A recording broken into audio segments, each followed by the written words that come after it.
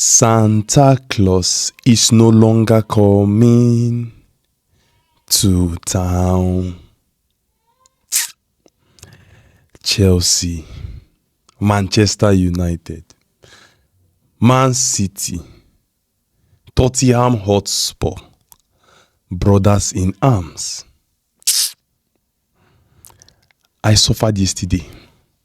When I mean I suffered yesterday, I really suffered in the hands of some of you. Just because Chelsea lost, the amount of messages I received yesterday alone, it was too much. Let me not lie to you guys. I was low-key praying for Manchester United not to win.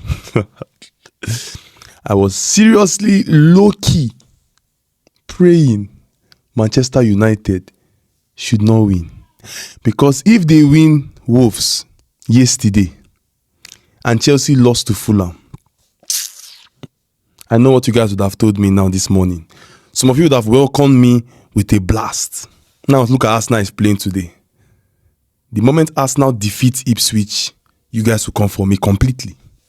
Now some Manchester United fans don't have the power to blast me. Why? Because I lost and you lost. But funny enough, jokes aside, yesterday was crazy. Tottenham losing, Chelsea losing, Manchester United, we are used to it.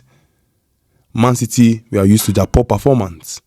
But to be honest, the team I feel for the most, or the coach I feel for the most, is Ruben Amorim.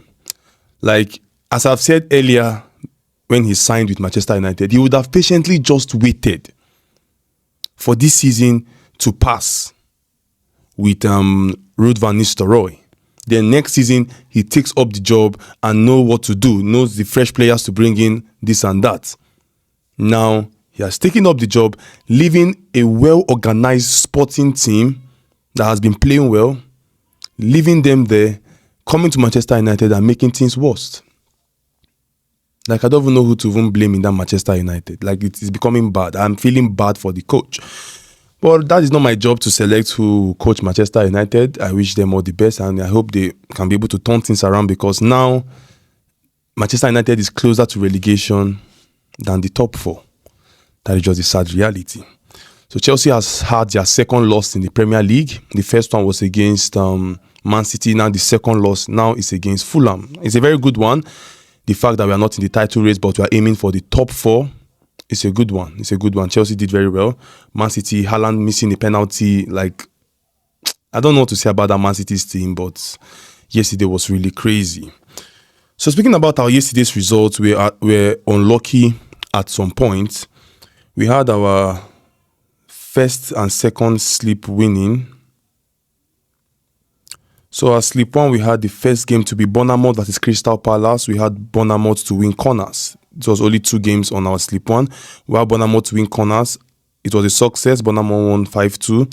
Newcastle United versus Aston Villa. We had Newcastle to record over 4.5 corners, in which they did 9. So it was a success. Then the sleep 2 we won also. We had Man City to win on shot on target. Man City won 5-3. Chelsea to record over 4.5 shot on target. Chelsea had 8. It was a success. We had Tottenham Hotspur versus Nottingham Forest over 6.5 shot on target. They had 7 in total. It was a success. And finally, Bournemouth versus Crystal Palace. We had Bournemouth to record 4 shot on target, in which Bournemouth did exactly 4. So it was a success. That was our sleep 2. Then our sleep 3 that we would have hit, to me, we would have won that sleep 3. If not for Bournemouth just being reluctant in the last 10-15 minutes. We had Tottenham Hotspur to record 5 corners. They had 7. Bournemouth to record 6 corners. They had 5. Very, very frustrating. So that was the yesterday's result. And the 4 odds I shared, that Man City messed it up very, very early. Like, they messed it up very early by Haaland missing that penalty, made that 4 odd a losing sleep. But yesterday we had just 2 sleeps winning, in which I'm not proud of, but just only 2 sleep was a success. And yesterday was very, very rough. Like, all the matches were crazy. down to even Scotland Premier League, in which I did not take from there, but I had that Rangers lost 2-1, affecting a lot of people. So let's dive into the business of today without wasting much of our time. If you are new to the channel, if it's the first time coming across Jb Predictz, do ensure you are hitting the subscribe button, turn on your bell notification so you'll be notified whenever a video is being uploaded. And as you are watching this video right now, ensure you are hitting the like button. I really appreciate the likes you guys gave me yesterday. We can do better today. Ensure you are smashing the like button. So today we have our sleep one. We have just 3 sleeps.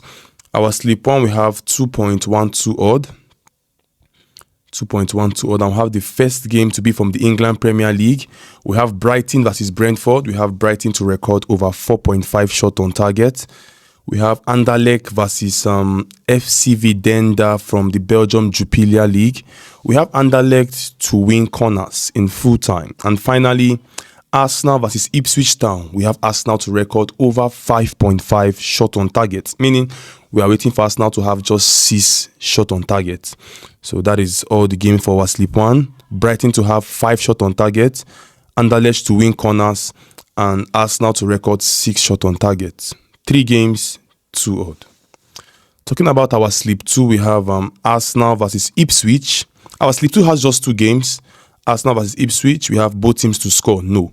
I believe this game, Arsenal is going to win this game with a clean sheet. Either 2-0. Just I'm looking at 2-0 or 3-0.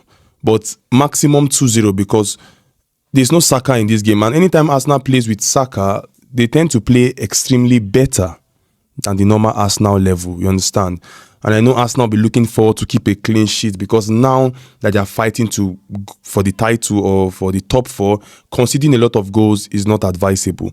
In which I don't think Arsenal will want to do it in today's game. And Arsenal will be looking forward to a very perfect clean sheet in this game today. So I'm looking at a scoreline of either 2-0 or maybe 3-0. Except Ipswich want to just show us something and score at least 1. But I don't think so. It's going to be a very tough one for Ipswich because Arsenal has a very good home record. So both teams to score, no. You can also go for this kind of option, Arsenal to have clean sheets. Arsenal to have clean sheets, another game option you can consider. So secondly, we have Brighton versus Brentford. We have Brighton to win or draw. So 2 games, 2 odd. I wish us all the best.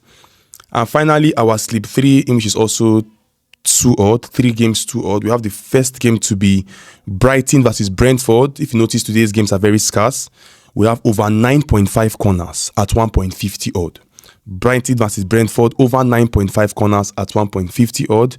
You can reduce the corners if you want, but I believe there should be a maximum of 10 corners, 5-5 each from these 2 teams in full time. So over 9.5 corners at 1.50 odd. Arsenal to win in full time. Arsenal to win in full time. Know that Saka is not available. Saka is not around. It's going to be a little slow in the attack, but I believe Arsenal is going to win this game. And finally, Saint-Truden's versus Cercle Brugge from the Belgium Jupiler League. We have the predictions to be over 1.5 goals in full time. So 3 games, 2 odd. Even though you don't have the options for sleep 1 and sleep 2, at least sleep 3 is fair.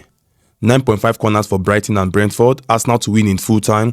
Saint-Truden's and Cercle Brugge over 1.5 goals from the Belgium Pro League. So at least everybody should have this sleep 3. So guys, that is all for today. I wish ourselves all the best and I wish ourselves success. And we pray the craziness of yesterday should not repeat itself today. So I wish you all the best. Merry Christmas and a prosperous New Year. Take good care of yourself and bye for now.